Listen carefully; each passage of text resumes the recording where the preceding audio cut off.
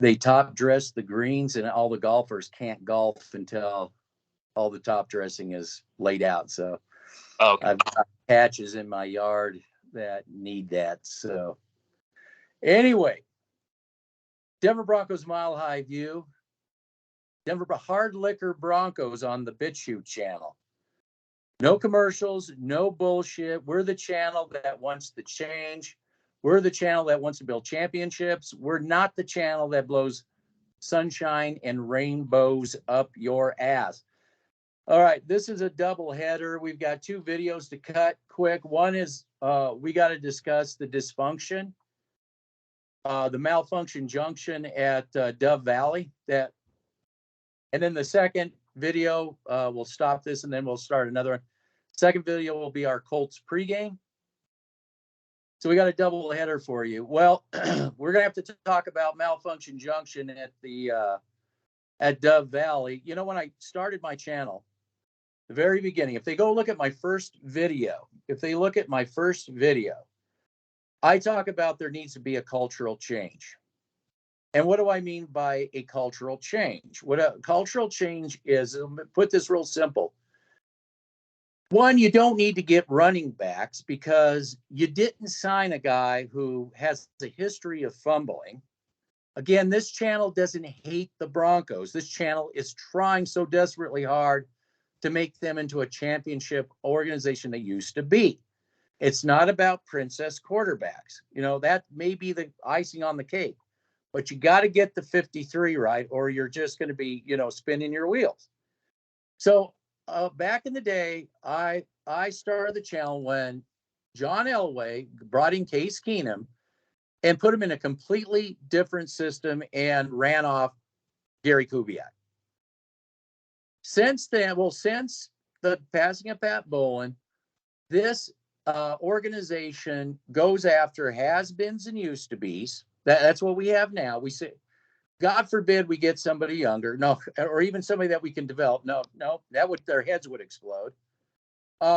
We sign guys that are injury-prone like Gregory, and then Dove Valley patting themselves on the back because the guy for the season got 2 sacks and a couple of hurries and a couple of fumbles. One doing a punch ball from a receiver who was, you know, a ding dong holding it like this.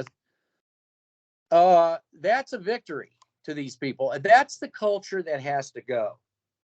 This John Elway, as usual, it's got to go. And the way I see it, Colby, this team will actually never be a real contending team until that culture is removed. And I can't see Russell Wilson being here. It's not a knock on him. I'm just saying that the whole thing is going to will end up being cleared out. I don't see Hackett here. I don't see George Payton here. There has to be a completely different mindset going in. And I'm just sick and tired of the really getting grief. People thinking we hate the team. Well, we hate this mismanagement.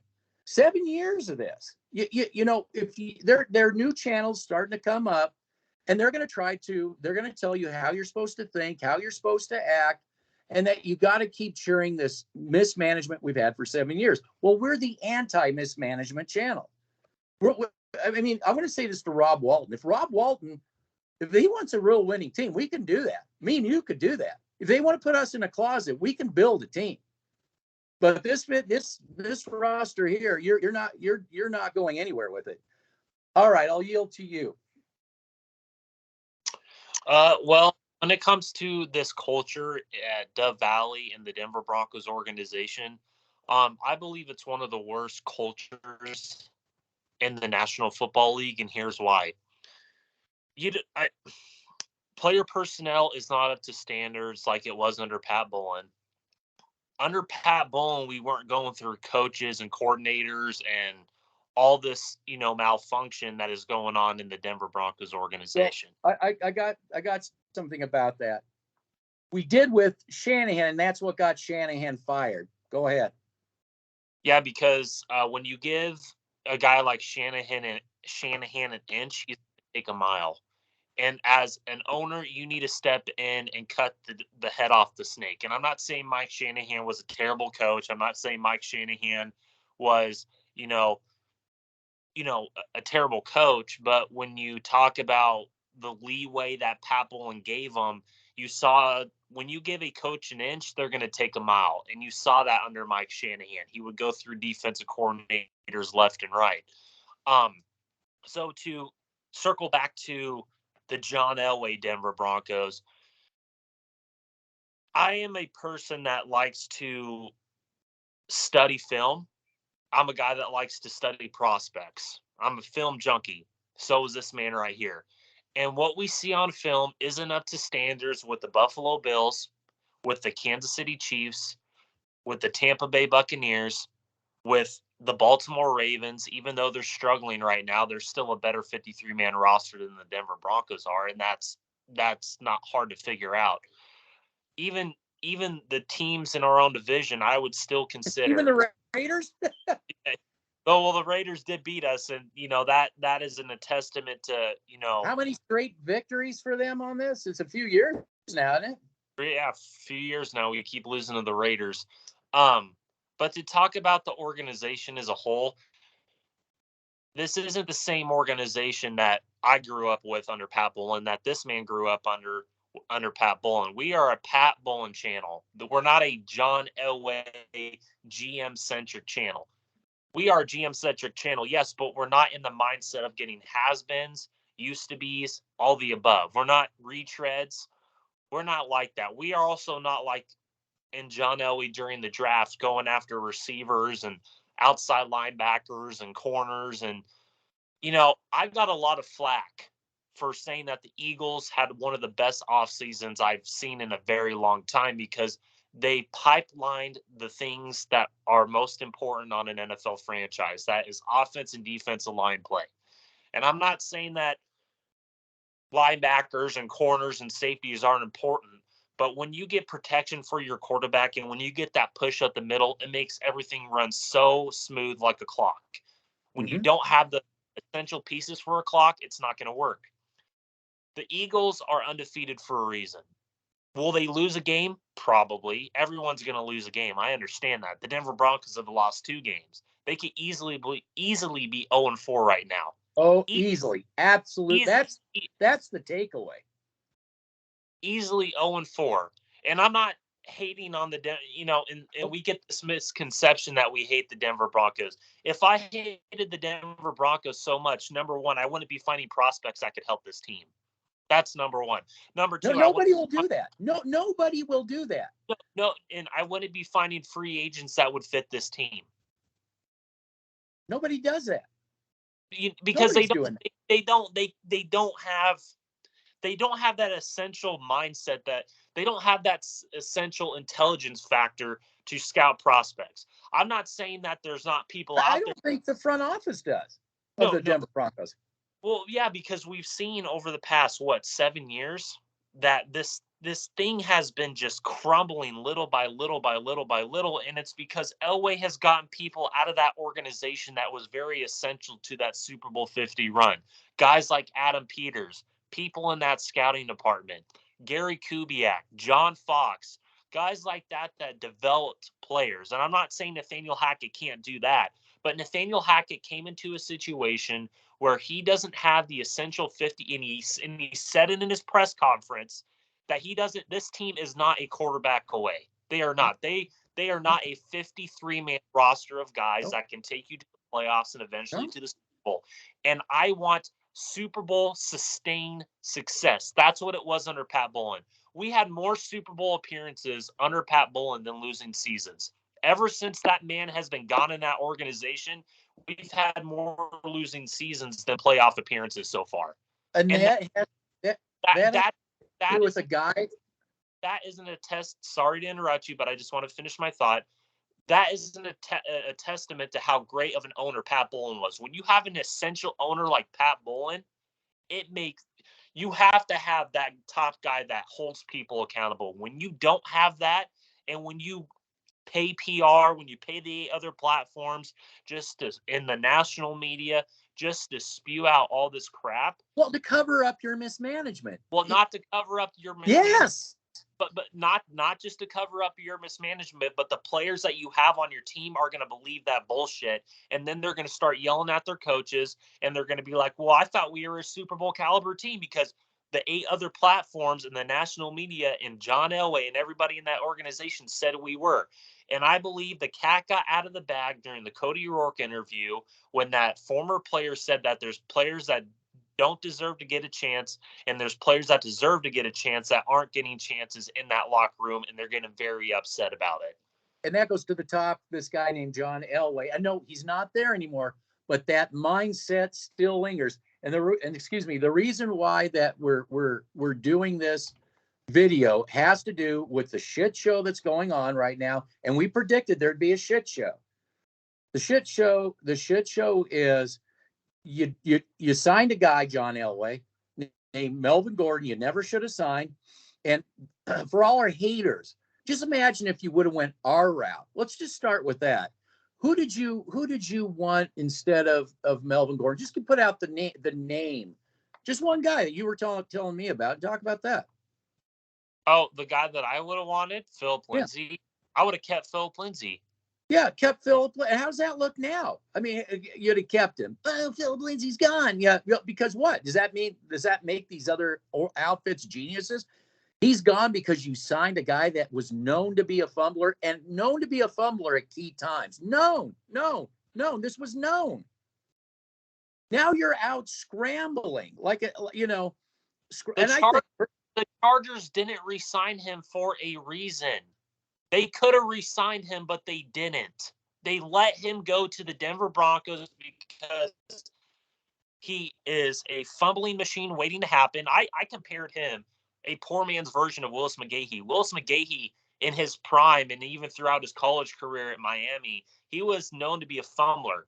I'm not saying Melvin Gordon is Willis McGahee. I will take Willis McGahee over Melvin Gordon 10 times out of 10. But just to put this loss on Melvin Gordon, that doesn't make any sense to me, because if it was just him, because here's the deal. Here's the deal.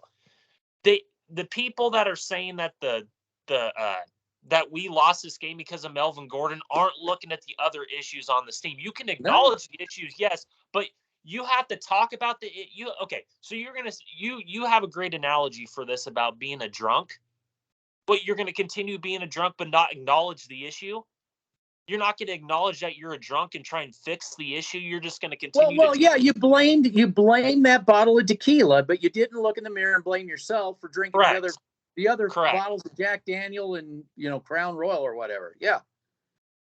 Yep. So it's mismanagement moves like that. Then it was the guy still occupying the office. Gotta give me 9, Russ, give me 9. Before he got kicked out, he signs Gregory. Now, we have people coming to our channel patting themselves on the back. I believe they're from Dove Valley, personally.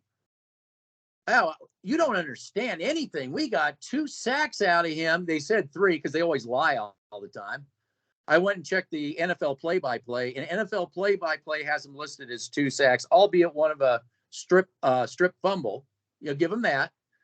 But for the whole season, you've got 2 sacks, you've got a couple of hurries, and a couple punch balls out.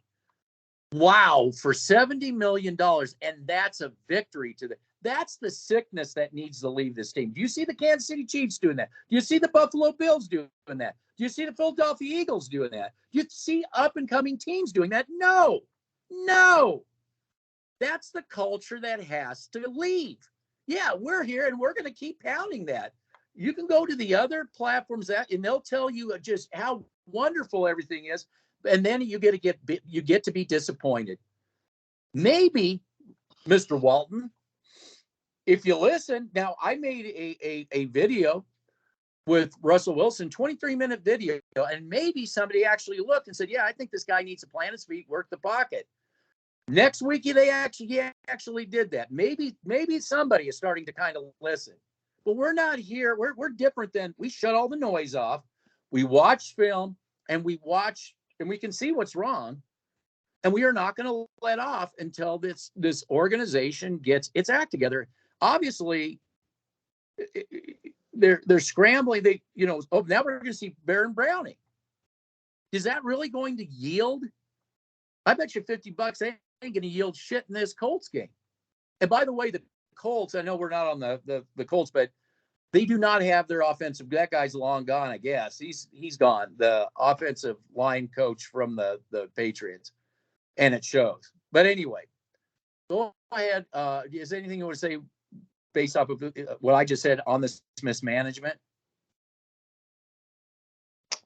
Well, to talk about this mismanagement, I mean, I don't understand the line of thinking with some folks, because it just doesn't line up to what they're saying. Because when we talk about the mismanagement of this team, we're not talking about the hatred of the Denver Broncos. And I'm getting so sick and tired of hearing that. I don't hate the Denver Broncos. I expect better.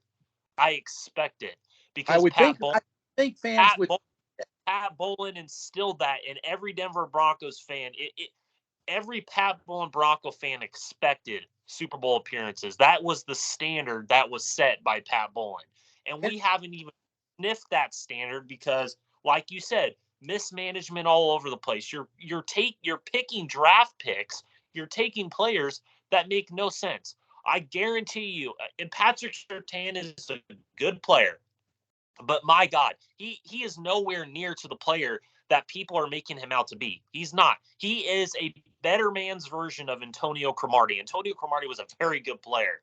He was a very good player. But he is not a Champ Bailey. He's not a Louis Wright. He's not a Darrelle Revis. He's not a Nakeem Talib. He's not a Chris Harris Jr.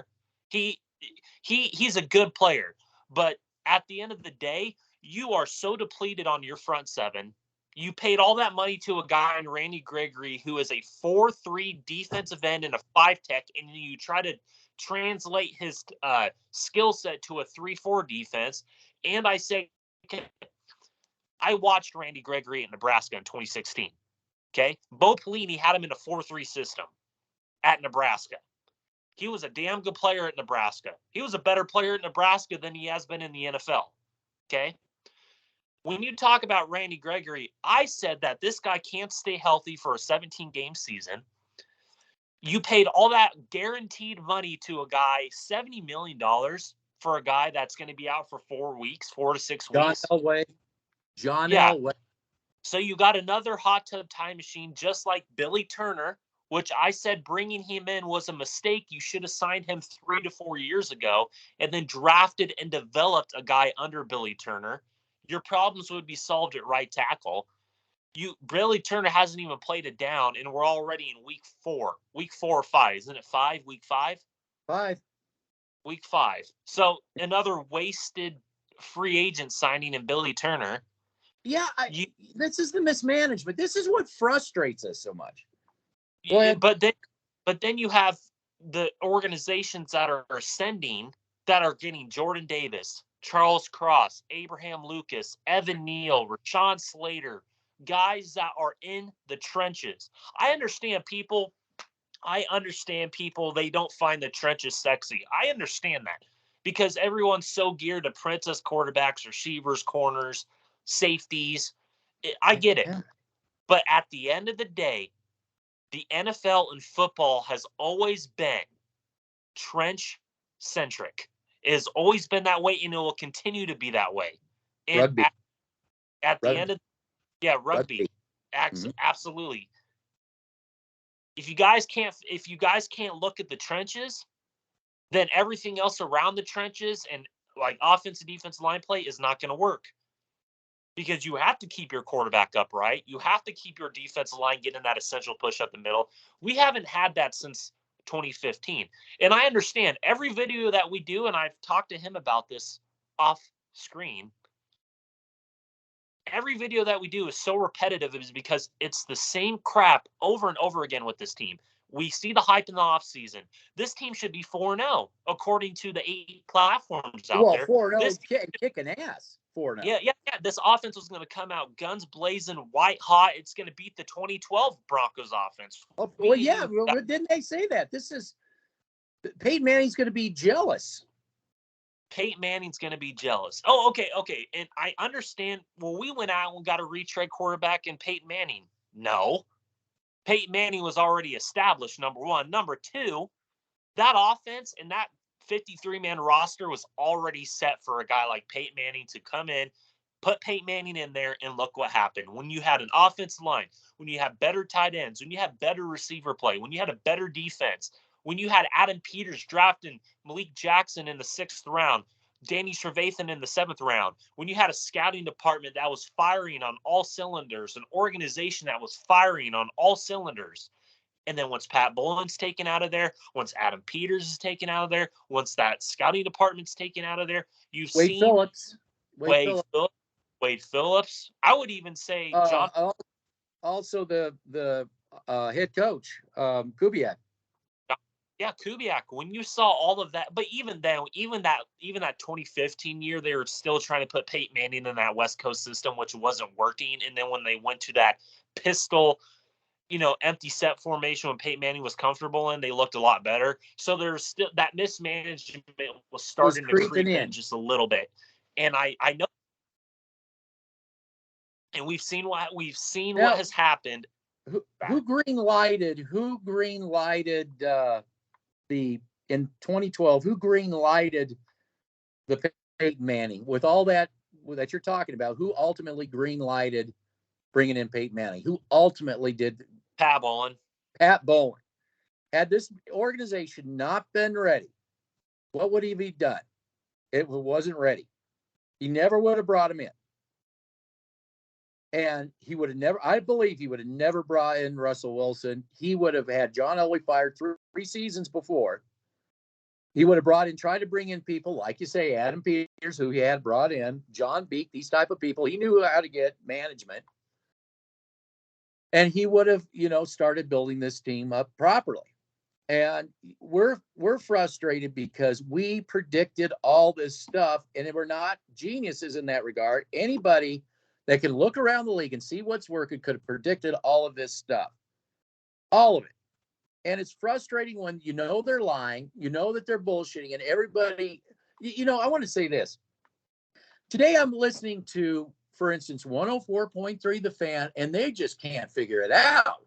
Oh, we were so sure. And okay, people, they are not experts. They are paid talking heads.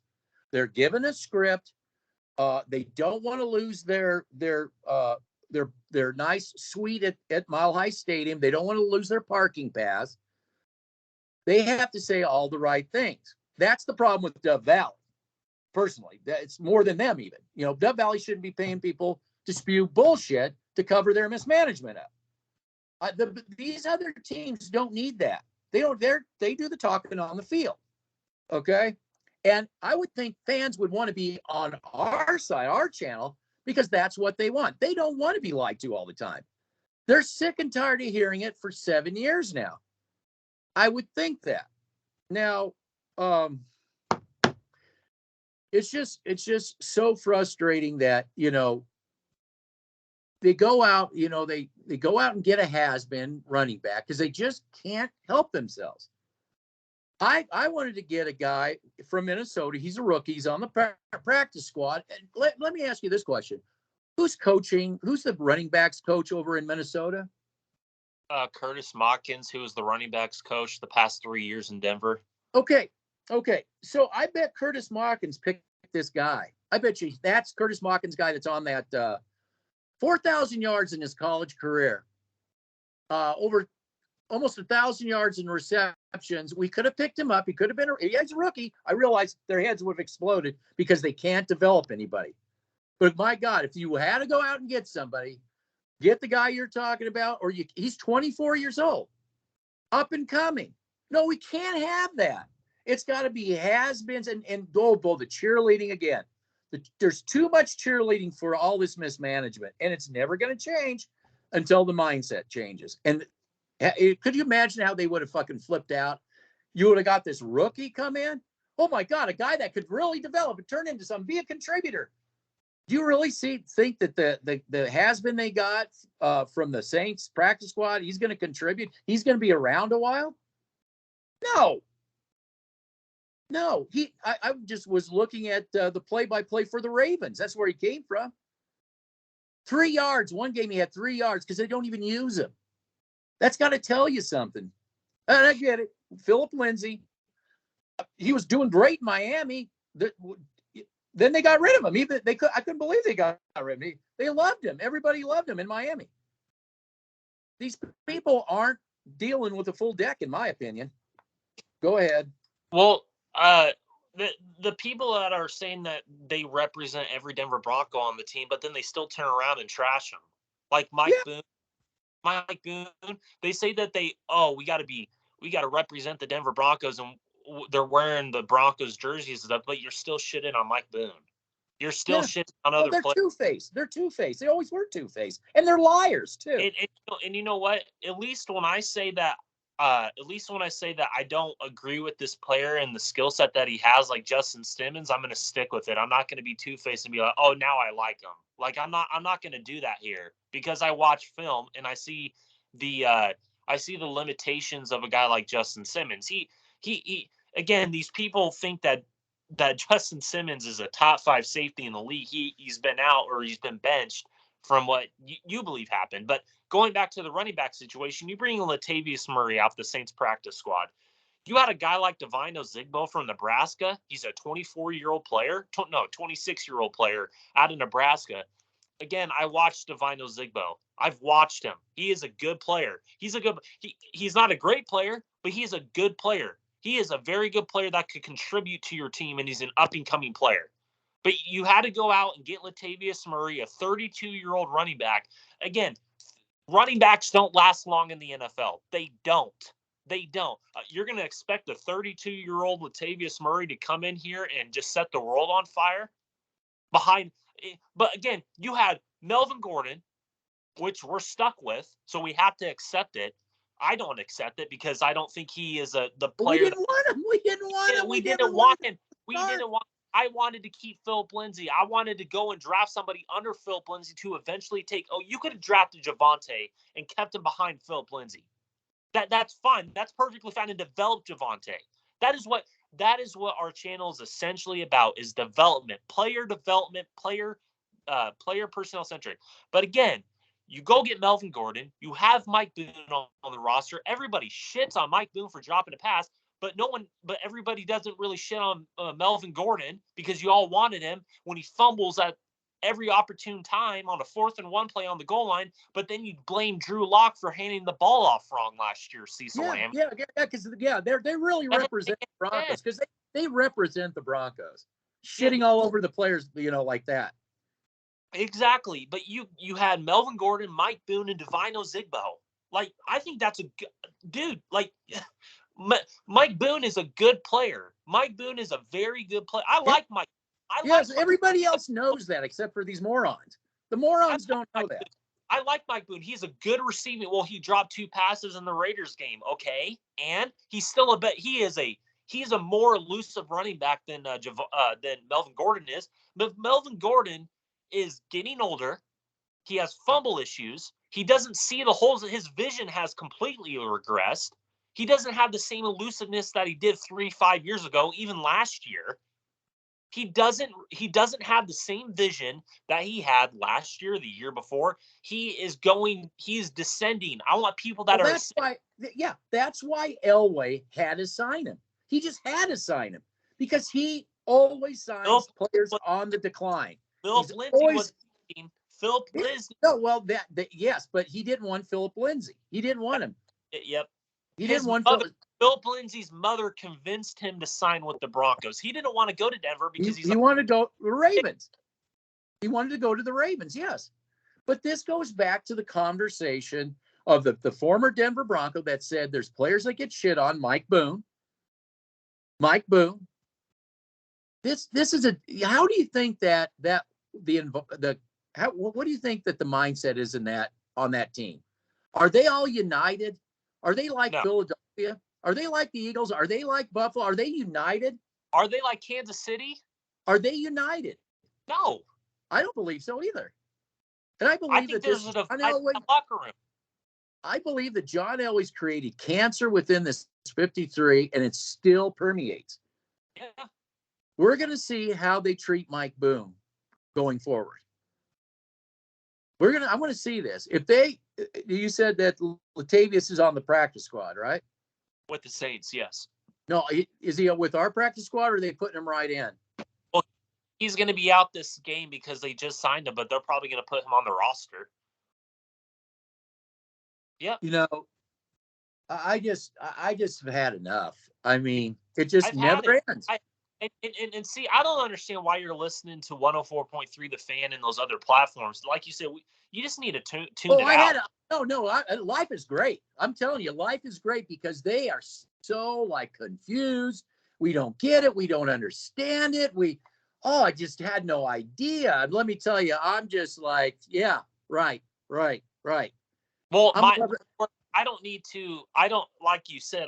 I don't need to. I like watching him squirm. Watching him squirm. Fine with you, but I let my work speak for itself, and it's spoken. So I don't really need to engage with that crowd anymore because I'm not engaging. I'm just enjoying it. I understand that, but like you said, our work speaks for itself. It has. Well, that's why it's hated because, man, they're right again. The more we're right, the more that particular crowd hates us. But there's another crowd saying, well, you lied to me once, you lied to me twice, 3 times, 4 times, but now we're talking 7 times. With the cherry on top with Russell Wilson, we're done. And there's a shift now going on. There's a shift between the fans. They're like us now, but we were ahead of the game. And there's a divide going on. Yeah, and we were ahead of it from the beginning. We said tall. He said it was going to happen. We stood tall. We got attacked. And you said it, layer after layer after layer, attack after attack after attack. How could this is why I went to 104, okay? This is why I went to 104. We were told over and over and over and over. The experts disagree with you. The experts how can you possibly disagree with all these talking heads out there? Well, and we said, well, the players, if you listen to players out there, they're not agreeing with the sports writers out there. But with that said, they're not experts. They're just paid talking heads and writers. We are the experts. We are the authority because, as you said, we put in the work. We put a shit ton of work into this. Go ahead. Well, like I said, my channels have been taken down because people that is the part of the toxicity I'm talking about. It's okay for those people to give me death threats and my channel getting taken down, but the minute I say something and the minute I bring up film, the minute that we got to ban your channel, we're watching you, stuff like that. It just doesn't make it's so disheartening in the world. Well, today. I'll tell you what, you can't anymore. I'll tell you what. Dove Valley needs to listen to you. Instead of paying the bullshit, Dove Valley needs to actually listen to you. They would actually go somewhere if they listen to you instead of paying a bunch of talking heads to cover their mismanagement up. But again, I don't think it's going to change until they're all out of there. I agree. No, I agree. Yeah, no, you have because they don't want to hear the truth. They don't want to actually change. They want to keep this John Elway bullshit going.